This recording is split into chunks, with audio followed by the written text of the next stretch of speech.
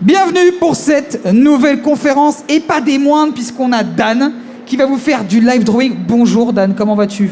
Bonjour, ça va très bien. Bon, Merci. désolé, on a un peu de retard, la technique, tout ça, mais là on va pouvoir assister à ce que tu fais. Est-ce qu'on peut avoir un petit plan, s'il vous plaît? Regardez, hop, sur la feuille et le crayon de Dan, la régie, s'il vous plaît, un plan sur les dessins de Dan. Voilà, ce que vous allez voir là, c'est ce que Dan va dessiner, et pendant que Dan dessine, n'hésite pas à intervenir à n'importe quel moment avec ce micro si tu veux parler. Et tu seras assisté de Nicolas. Voilà. Ben Nicolas, je te laisse te présenter. Et je te laisse la main. Cette conférence est vôtre, messieurs. Et puis, bon dessin. Merci beaucoup, c'est ça. À tout à l'heure. Merci beaucoup. Effectivement, donc, moi c'est Nicolas. J'ai créé une marketplace qui est dédiée aux artistes dessinateurs. Vous me direz, ça tombe bien puisqu'on est avec un dessinateur. Puisque Dan fait partie de cette marketplace qui s'appelle The Artist Alley. Alors, j'ai pas envie de présenter ici pendant 1 heure la marketplace, et je vous invite à venir nous voir sur le stand parce qu'il y a d'autres artistes tout aussi talentueux d'ailleurs. Et on va être avec Dan maintenant pour une petite session de live drawing qui va être un petit peu particulière. Ça va se dérouler en plusieurs parties. Dan va faire un petit dessin en live que vous allez voir donc sur les écrans petit à petit se dérouler. Ce qu'on va faire, c'est qu'il vous a préparé une petite surprise. Donc, le but, c'est de ne pas vous dévoiler tout de suite ce qu'il va dessiner. On va vous demander d'essayer de trouver ce qu'il est en train de dessiner. Et puis, tout au long de son dessin, on va pouvoir échanger avec l'artiste. Alors le but, moi, bien sûr, je vais pouvoir lui poser les questions de base, il va pouvoir se présenter à vous et parler de son travail. Mais je compte sur vous également pour lui poser toutes vos questions, puisque ce n'est pas une session de live drawing juste de présentation pour moi et pour Dan, mais c'est aussi un échange, un partage, puisque si on est là ici en convention pour le Geek Live Festival, c'est bien entendu pour du partage, pour de l'humain, et on est ravis d'être là avec Dan pour ce moment au Mans. Alors, Dan, du coup, je te laisse peut-être te faire une petite présentation de ton travail, rapidement, et puis je vais ensuite enchaîner avec des questions avec le public. Eh bien, je m'appelle toujours Dan. Toujours. Du coup, j'ai commencé officiellement à faire ce métier depuis 1 an. Donc, je suis tout jeune en tant que dessinateur et illustrateur. Je dessine essentiellement autant que ce soit des créations originales, des personnages qui sortent de mon imagination, autant des covers, donc soit associés à Tim Burton, parce que j'ai un style qui va se rapprocher à son univers, et c'est aussi un univers qui me passionne. Après, je vais chercher un peu plus loin, à aller dans des univers qui ne sont pas forcément les miens, comme Star Wars, comme les comics, Disney, tout simplement parce que ça permet de me dépasser, on va dire, de mettre un peu ma patte dans des univers différents, et soit ça plaît pas, mais au moins j'ai le mérite d'exister déjà. Voilà, donc, et puis là j'espère au moins que vous allez reconnaître le dessin. Même si vous ne reconnaissez pas, faites semblant, au moins pour les caméras s'il vous plaît. Donc voilà. Merci Dan. Alors, déjà, écoute, je te laisse commencer ton dessin, parce que tu as du travail à faire. Et je vais rapidement faire le tour un petit peu. Est-ce que parmi vous, vous avez peut-être des questions? Est-ce qu'il y a des futurs artistes, par exemple, ici, dans la... Ouais. Alors, dis-moi, est-ce que tu as une question pour Dan? Déjà, qu'est-ce qu'il dessine? Alors, Dan, on nous demande, qu'est-ce que tu aimes dessiner? Qu'est-ce que tu dessines? Qu'est-ce que je dessine maintenant?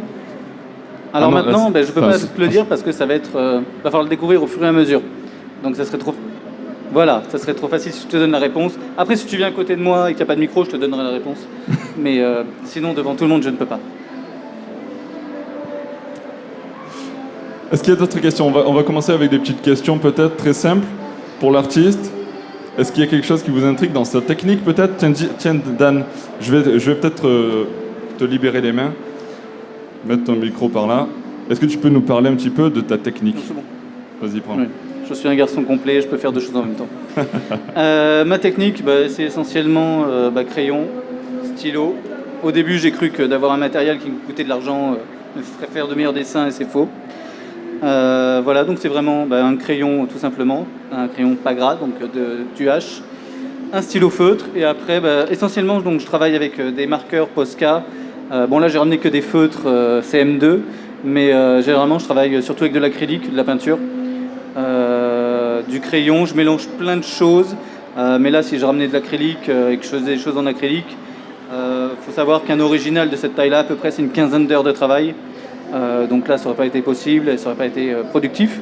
Mais oui, c'est ma façon de travailler. Et sinon, parfois, je fais simplement tout ce qui est trait au stylo et sur feuille blanche. De toute façon, tout dessin naît ainsi. Et après, je vais faire ce qu'on va appeler des future prints. Je vais commander une chanson derrière, elle arrive, c'est cool.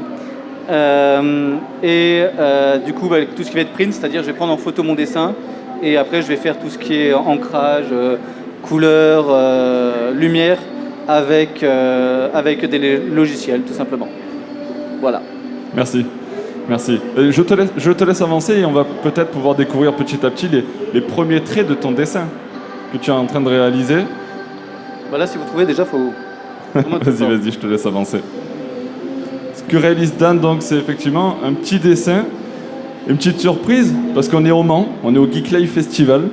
J'essaie de donner des indices pour vous aider ensuite à trouver ce qu'est en train de dessiner Dan. Alors, comme il le disait, Dan, c'est un artiste qui a un style graphique très marqué. Vous allez le remarquer très vite, puisque c'est un artiste qui a un trait qui est très semblable, il l'a dit d'ailleurs, à du Tim Burton, pour les aficionados un petit peu de cet univers-là. Et il aime beaucoup reprendre tous les personnages divers et variés dans son univers à lui, à la sauce un petit peu Tim Burton, ce qu'il appelle le néo-gothique.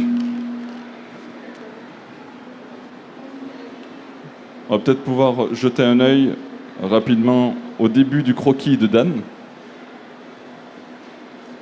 Parce qu'au final, c'est le plus important, c'est de voir un petit peu le travail de l'artiste.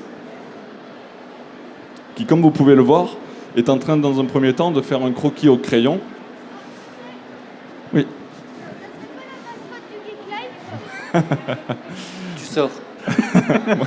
Bravo. Est-ce que tu peux dire, Bravo. je ne sais pas si tout le monde l'a entendu, est-ce que tu peux dire ce que tu m'as dit? Ça serait pas le robot mascotte du Geek Life? Il est fort, il est fort. Il est très très fort. J'avais demandé à ce qu'on l'enlève, mais... On n'a même pas terminé le croquis qu'il a déjà trouvé. Il l'a déjà trouvé.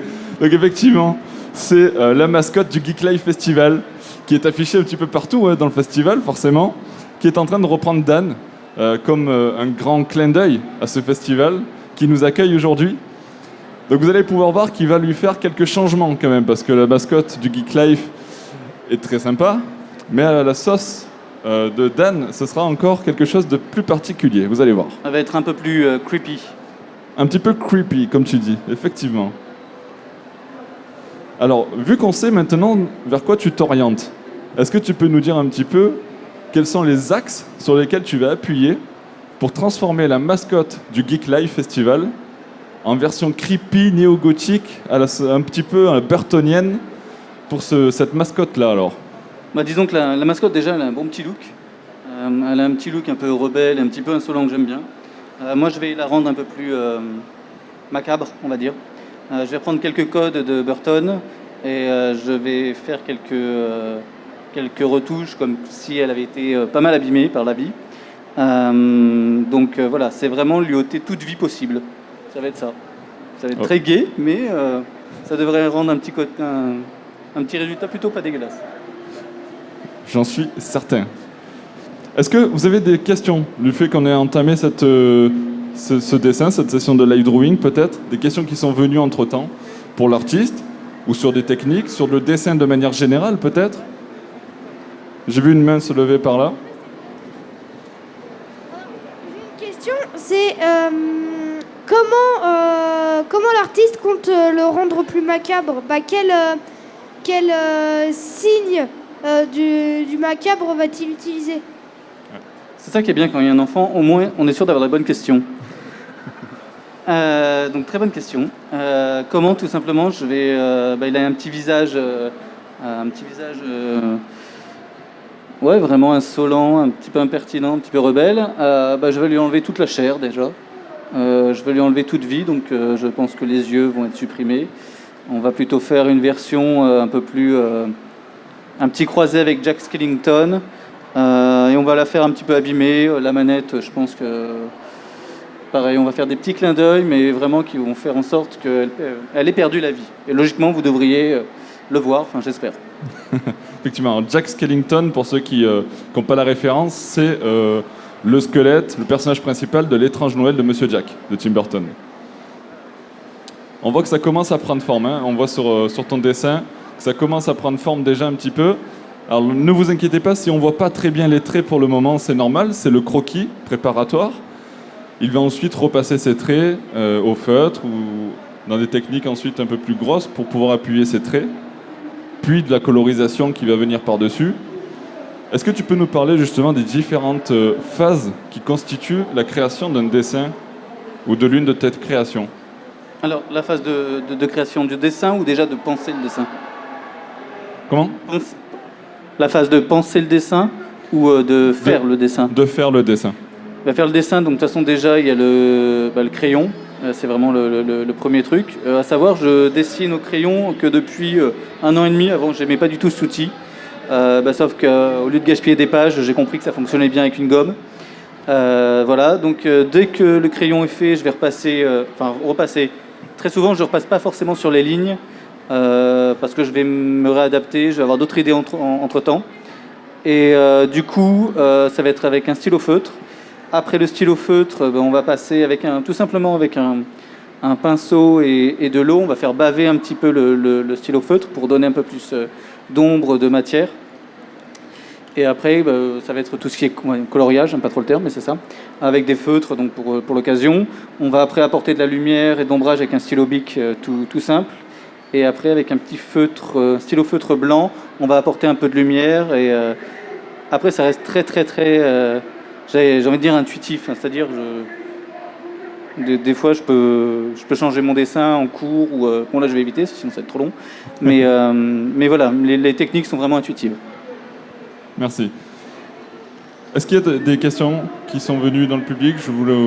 N'hésitez pas en tout cas à intervenir, à nous couper, à lever la main si vous avez la moindre question, puisque c'est aussi le but. Par rapport à l'étrange Noël de Monsieur Jacques, est-ce qu'il va utiliser des couleurs squelettiques ou des couleurs plus pourriture ou quelque chose dans le genre?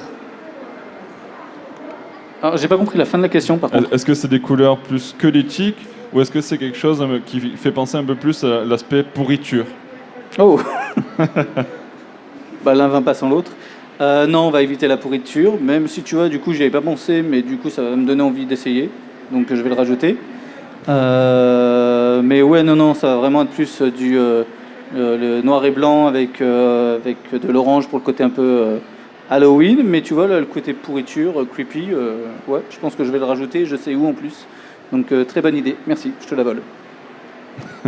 Voilà, c'est ça la session de live drawing. Vous voyez, on fait vraiment un dessin en live et vous participez à ce dessin.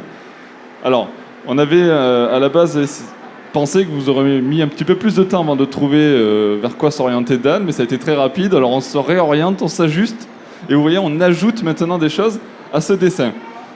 Alors, on va peut-être voir un petit peu l'avancement du dessin, puisqu'effectivement, on commence à repasser les traits principaux. Et là, vous voyez bien mieux à l'écran les différents traits qui viennent montrer la mascotte, je rappelle, du Geek Life, en version Dan.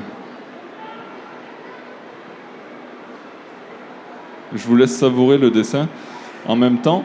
N'hésitez pas, toujours, à intervenir si vous le souhaitez. Je vais d'ailleurs faire un petit passage dans les rangs parce que j'ai une petite question.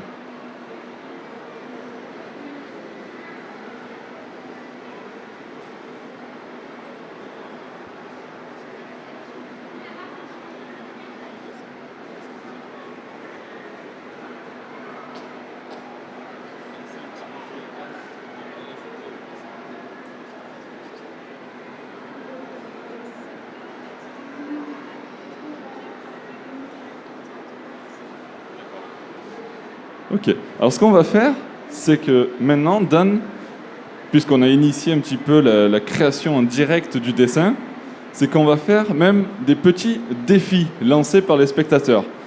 Ça va être assez rigolo, mais je sais que tu vas t'en sortir. Je sais que tu as Rigolo beaucoup de pour les talent. autres, je pense. Alors, ce que te propose... Quel est ton prénom?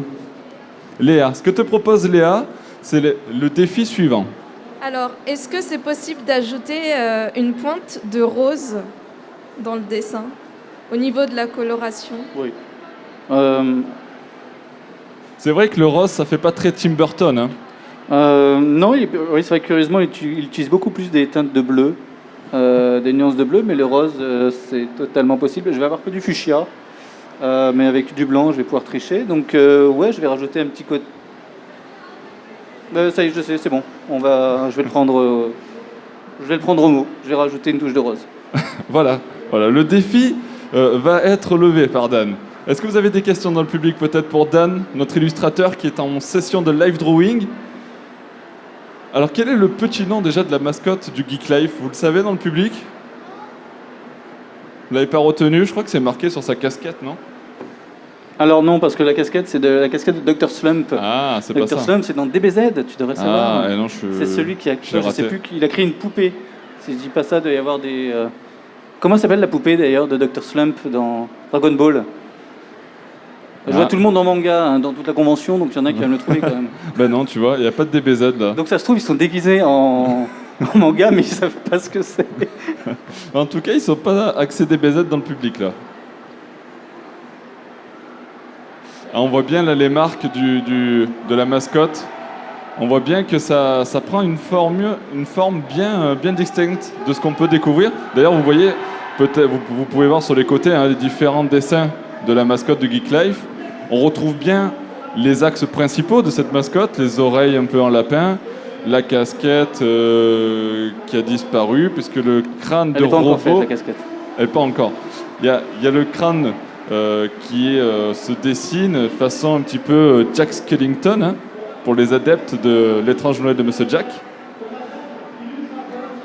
Le col, on reconnaît bien aussi le col là, la touche gothique un petit peu du personnage. Oui, il a vraiment une chauve. De toute façon, si je dis pas de bêtises, il a une chauve-souris comme une chauve-souris sur le col Jack Skellington. Et oui, c'est vraiment un symbole, toutes ces espèces d'arabesques qu'on retrouve dans vraiment tout le film et même un peu dans tous les films de Burton. Mais que je lui ai ouvertement piqué, ça c'est clair et net. Ouais, tu as le droit, tout à fait. Est-ce qu'il y a des questions? Est-ce que vous avez peut-être un autre défi à lancer? Ah, je sens qu'il y a du défi. Il y a du défi là au premier rang. Je sens celui-là, il va être Est-ce dur. que ça serait possible, vu que c'est gothique, de rajouter des taches de sang sur le personnage? Des têtes de singe? Taches de sang. Des quoi? Des taches de sang. Ah, Comme Dexter. autre chose, je veux dire pas. Ah, j'adore Dexter, donc ouais, c'est possible. T'as des idées affirmées, c'est très bien. Mais ouais, non, c'est totalement possible. Ça roule. On est déjà au deuxième défi. Hein. Bon, on n'en fera peut-être pas 20 parce que ça va être compliqué. Et puis, on a un créneau à tenir, mais effectivement, il y a quand même pas mal de défis qui vont être sympas à relever pour toi, Dan. Et c'est là qu'on reconnaît les vrais artistes. Ils sont capables de s'adapter, de créer des choses avec leurs mains et leurs idées qui sont très intéressantes.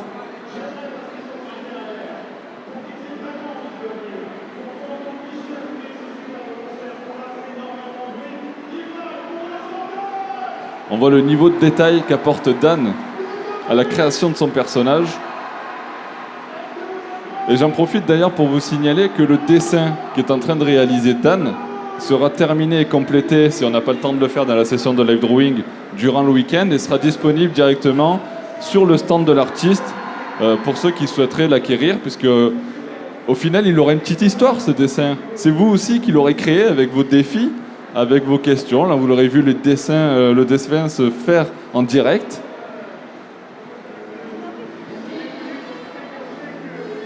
T'as un petit fond musical qui t'accompagne.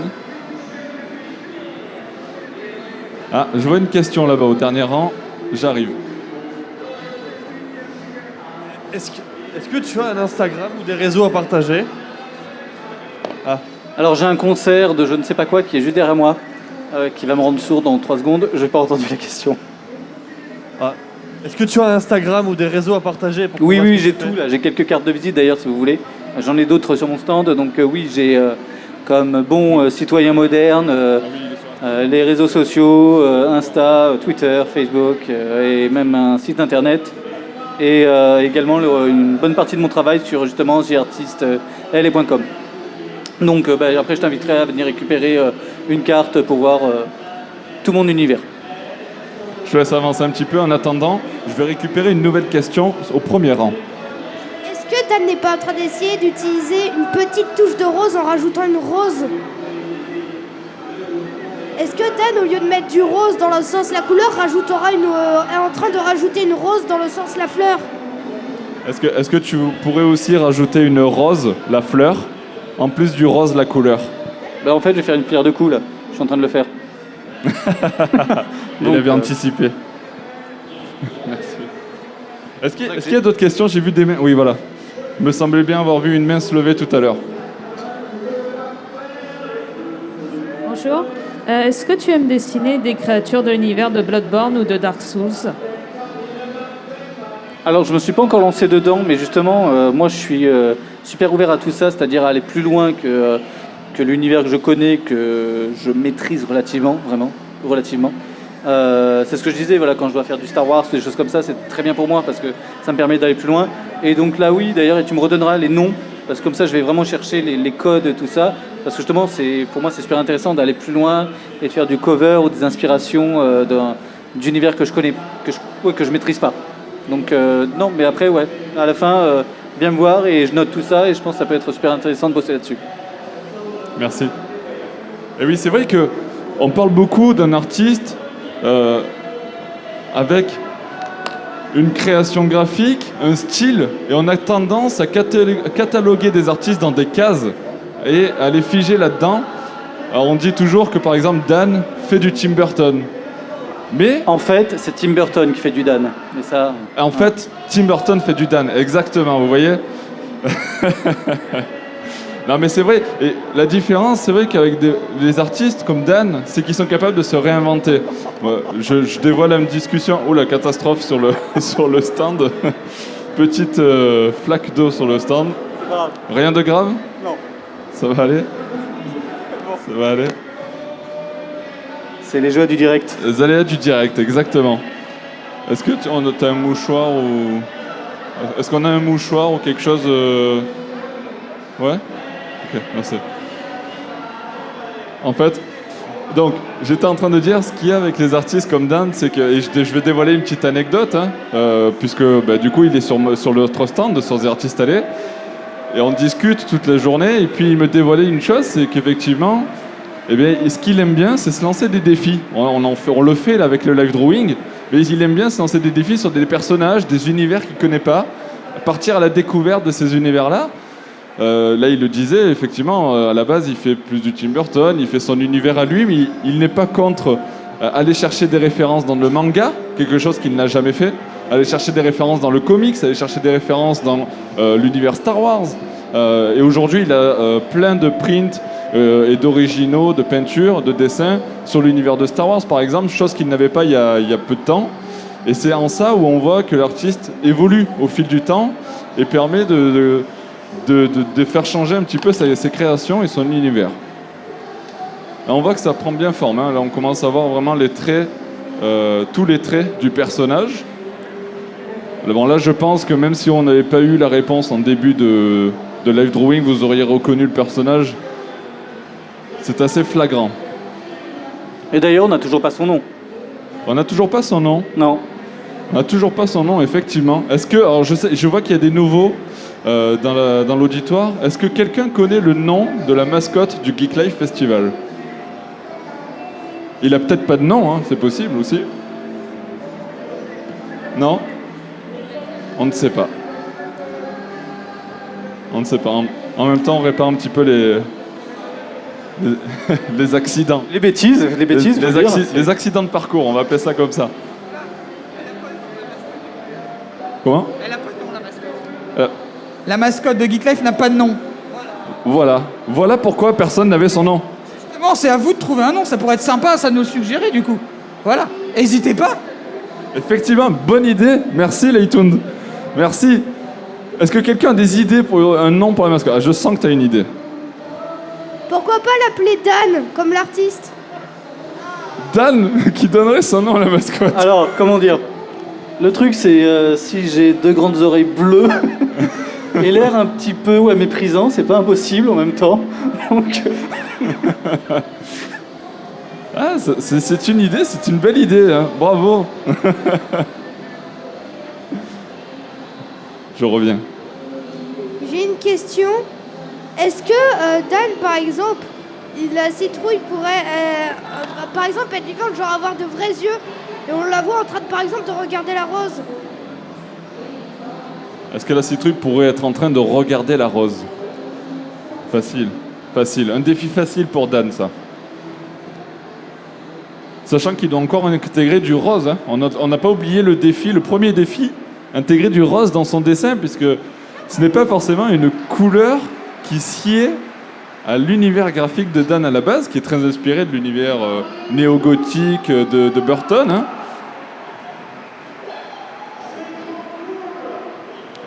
Je te laisse avancer, Dan, tranquillement sur ton dessin. Est-ce qu'il y a d'autres questions dans le public? Non, j'en vois pas.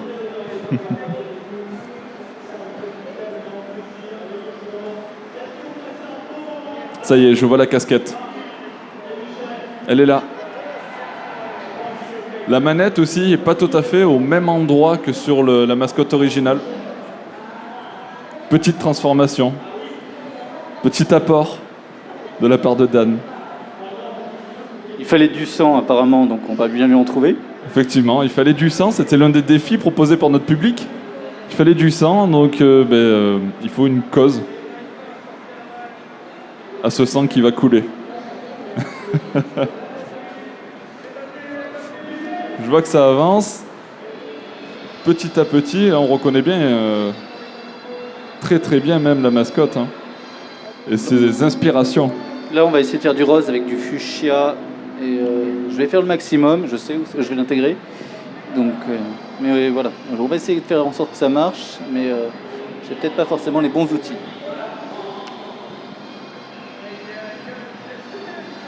Tu veux dire qu'avec le rose, on te met en difficulté en fait? Non, je veux juste dire que j'ai que du fuchsia, j'ai pas de rose. Le rose ne fait pas partie du catalogue de Dan, hein, vous l'avez compris.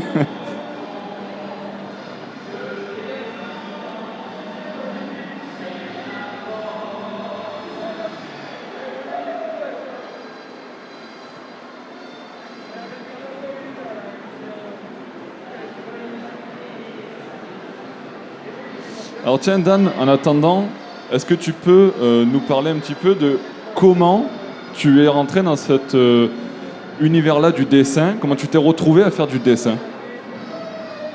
Alors, c'est une histoire assez triste. Alors non, c'est une histoire, c'est pas la meilleure histoire au monde, mais bon. Alors disons que moi je dessine depuis que je suis enfant. Hein. Je suis la génération des premiers bioman qui passaient au Club Dorothée, donc c'est mes premiers dessins. C'est mon grand frère qui m'a appris à dessiner bioman.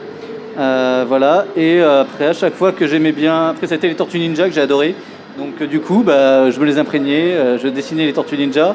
Et le problème, c'est que je dessinais déjà des personnes, on va dire, peut-être pas squelettiques, mais des personnes très fines, très stylisées. Donc j'aimais pas trop mes dessins, mais bon, ça m'a pas empêché, donc j'ai toujours continué. Par la suite, arrivé au collège, il fallait trouver une voie pour le lycée, et vu que je n'ai jamais été très scolaire, je suis allé pour... moi, mon rêve premier, c'était de faire des illustrations pour les pochettes CD à l'époque. Donc pour les plus jeunes, c'est comme un vinyle plus petit et argenté. Voilà, c'était mon rêve. Sauf que j'ai la malchance d'être quelqu'un d'impatient et que je ne tiens pas en place. Donc justement, j'ai abandonné mes études. C'était des études pour être dessin publicitaire, pour après aller dans l'art. J'ai abandonné, je suis rentré dans le commerce. J'ai passé quasiment 17 ans dans le commerce. La vie a fait un jour que j'ai dû arrêter mon métier. Et Et tout naturellement, après des heures un peu sombres, je suis allé, je me suis retrouvé dans le dessin. C'est un peu le dessin qui m'a sauvé. Je dis souvent que je suis tombé bien, et que je me suis relevé avec un stylo, parce que c'est vraiment ça qui m'a sauvé. Et du coup, je me suis dit, j'ai essayé de voir si ça plaisait, si les gens avaient envie de se procurer mes créas. Ça a fonctionné, et du coup, me voilà ici, quoi. Voilà. Merci. Je te laisse avancer, je me retourne un petit peu vers le public pour voir s'il y a des réactions, des questions ou autres par rapport à ton travail et à tes créations. Alors, je vois qu'il y en a une ici. Dan, est-ce que tu dessines que du Tim Burton ou tu fais aussi un peu d'autres illustrations je veux dire, pas en mélangeant de l'univers avec du Tim Burton, mais un peu d'autres univers, d'autres manières de dessiner? Alors, dessiner autrement, tu veux dire? Je pourrais, mais je le ferai pas parce que c'est mon identité. Voilà, je suis comme on est. En gros, moi ça veut dire quand j'étais au lycée, j'ai pas mal aussi arrêté le lycée parce que j'étais stupide à l'époque, un peu moins maintenant. Et c'est surtout que je trouvais qu'il y avait tellement d'autres personnes qui dessinaient tellement mieux que moi. Mais vraiment, et tu trouveras toujours des personnes qui dessinent mieux que toi ou quoi que ce soit, ou qui font les choses mieux que toi. En fait, c'est pas qu'ils faisaient les choses mieux que moi, mais ils le faisaient peut-être sûrement aussi. Hein. Mais c'est surtout qu'ils les faisaient différemment. Et c'était là où j'ai eu du mal à... J'ai mis du temps à le comprendre. Donc non, maintenant que j'assume comment je dessine, pour rien au monde changerait, quoi. Voilà. Merci Dan. Alors tu vois, je me suis assis dans le public parce que je sais qu'il y a une nouvelle question, mais je te laisse un petit peu avancer et je profite un peu du spectacle. Je vois que c'est bien de te voir travailler, de te voir créer ce personnage depuis le public là. C'est sympa. Tu le sais, je suis fan de ton dessin aussi et c'est très sympa de te voir travailler en direct. Avec ce personnage, donc on rappelle, hein, Dan qui reprend à sa façon la mascotte du Geek Life Festival, une mascotte qui pourrait peut-être dans les années à venir s'appeler Dan. En même temps, l'air méprisant et court sur pattes, c'est tout à fait moi. J'enchaîne avec les nouvelles questions dans le public. J'avais une question. Est-ce que tu as déjà essayé le dessin digital, donc sur tablette graphique et si oui, est-ce que tu préfères le dessin papier et pourquoi? Alors le dessin digital, alors j'ai essayé. Alors la création digitale, je peux pas, j'y arrive pas. J'ai essayé maintes fois, je peux pas, j'y arrive pas. Je n'ai pas ce ressenti avec le stylo. Pourtant j'ai une tablette faite pour, mais non, j'y arrive pas. Ça ne me parle pas, donc voilà. Par contre, voilà, j'apprécie de pouvoir colorier, faire du montage sur du digital. Et d'ailleurs, j'ai commencé vraiment, on va dire, ce métier-là avec essentiellement du print, donc c'est-à-dire un dessin vraiment commencé sur papier, mais fini en digital, et donc imprimé sur... Moi, je fais imprimer sur papier photo brillant pour avoir un aspect un peu cinématographique, quelque chose, vraiment une lumière, un truc qui se passe. Mais voilà, mais ce que je kiffe en priorité, c'est ça, moi. C'est vraiment le dessin brut, tu te plantes, tu rates un truc, c'est mort, quoi. Donc voilà, j'aime bien ce côté-là où c'est... puis voilà, tu fais des créas, des fois tu te dis, j'ai raté, tu vas être obligé de rattraper, donc ça va t'emmener ton dessin autrement, que quand c'est du digital, tu fais efface, quoi. Donc non, dessin manuel 100%, quoi, à l'ancienne. À l'ancienne, le dessin manuel, merci.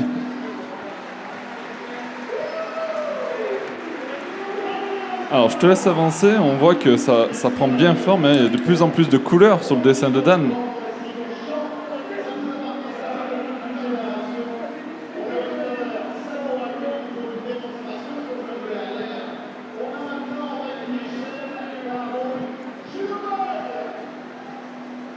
Est-ce que ça vous plaît, le live drawing de Dan? Est-ce que vous trouvez ça intéressant? Je vois des hochements de tête, c'est bien, c'est cool, c'est sympa. On voit que le travail de Dan est apprécié dans le public, en tout cas. Est-ce que c'est comme ça que vous l'auriez imaginé, la mascotte du Geek Life Festival, version Tim Burton? Ça s'interroge dans le public, on se dit, c'est vrai que un peu, mais est-ce qu'on aurait fait autre chose? Est-ce qu'on aurait mis du rose, par exemple? Une question au premier rang. Hop, je m'assois. Dan, est-ce que tu connais la chaîne Tutodrame sur YouTube? Tutodrame. Est-ce que tu connais la chaîne YouTube Tuto Draw? Non, du tout. C'est quoi comme chaîne? Pour des tutos, je pense. En gros, c'est un peu ça. En gros, c'est un youtubeur qui dessine et qui fait des défis. Par exemple, dessiner des portraits de personnes célèbres uniquement au feu, à l'allumette. Non, je connaissais pas du tout. Mais je te noterai le truc parce que ça peut être super intéressant, même de reprendre l'idée. Et ça peut être super inspirant. Donc je te noterai ça pour justement que j'aille voir ça. Merci. Hop, je me relève, je te laisse la place à l'écran. Ah, ça y est, là, il a sorti le gros marqueur. On y va, là, on y va. Vous voyez qu'il est quand même beaucoup plus à l'aise avec le noir qu'avec le rose, hein. Hein, vous avez remarqué quand même, tous, hein. On est d'accord, hein. Là, on sent qu'il se lâche sur le noir. Le rose, il m'a dit j'ai du fuchsia, je sais pas trop. C'est la vérité surtout. Moi, je voulais faire les yeux roses, mais j'en ai pas, donc. Nouvelle question au premier rang. Hop, là, je m'assois. Dran préfère le noir parce qu'il est tombé du côté obscur de la force ou de la farce, ça dépend. Côté obscur de la force, Dan? La base, oui. J'ai toujours préféré les méchants partout. Je trouve qu'ils sont tellement plus iconiques, c'est tellement plus... je sais pas. Moi, je suis team méchant dans tout. Je suis pour Thanos. Ah, je suis désolé pour le son, Dan. Je voulais savoir, est-ce que tu as une préférence sur un personnage de pop culture que tu adores dessiner à ta façon? Que j'adore. Alors curieusement, ceux que j'adore, c'est pas forcément ceux que j'arrive facilement, mais j'adore dessiner les Marvel, tout ce qui est comics. Mais j'avoue que Batman, c'est, moi, je suis amoureux de Batman de 89. Voilà, je suis de cette génération-là. Mais ouais, c'est vraiment Batman 89 et même toutes les icônes des années 80, tout ce qui est cinématographique, quoi. C'est vraiment ce que je préfère. Mais c'est pas pour autant ce que je fais le plus parce que voilà. Mais c'est non, moi on va dire Batman 1989, Michael Keaton Forever, quoi. Alors Forever pour Michael Keaton, pas pour Batman Forever, on oui, est pas d'accord. pour Val Kilmer, pitié. Ne me faites pas dire ce que j'ai pas dit. La combi de Batman avec les tétons apparents, tout ça, tu le dessines aussi du coup, si c'est Batman Forever? Ah non, c'est pour ça que je précise que c'est pas... Non. Et encore heureux que c'est pas Batman et Robin, parce que sinon je devrais faire les tétons. Donc, non, on va rester sur un beau Batman de 89, voire un Batman Returns, mais c'est tout. J'irai pas plus loin. Merci. Merci. Oui, Batman, effectivement. Alors, ça ne m'étonne pas de toi, parce que Batman, c'est le chevalier noir. Et je vois que tu t'éclates avec le noir. Ah, voilà, il avait dit qu'il ferait une mascotte un peu creepy, un peu sombre. Est-ce qu'il y a d'autres questions dans le... Là, hop, je vais m'asseoir au premier rang. Dans les Forever, on peut aussi dire dessin Forever, ça marche aussi. Dessin Forever, c'est ta doctrine, Dan? Pourquoi pas? Ouais, pourquoi pas? Oui, de toute façon, c'est ancré en moi. Je sais pas faire autre chose au final. Donc ouais, dessin Forever. Voilà, pas comme le Batman, mais dessin Forever. Alors, vous l'avez compris, il n'est pas hyper fan du Batman flashy de Joel Schumacher. Il est plutôt Tim Burton. Hein. J'avoue aussi que j'aime beaucoup Batafleck.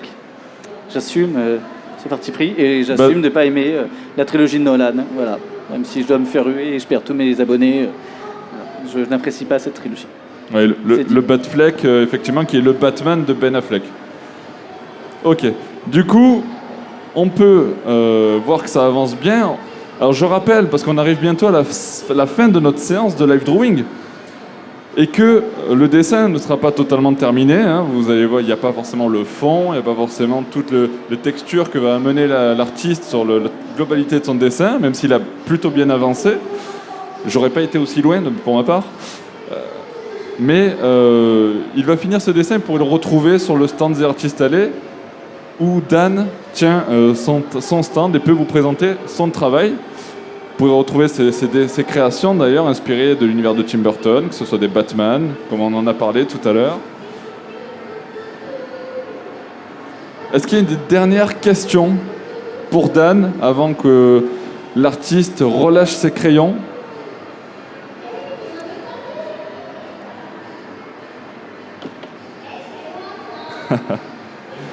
On voit que le sang n'est pas vraiment rouge, hein. Petite surprise.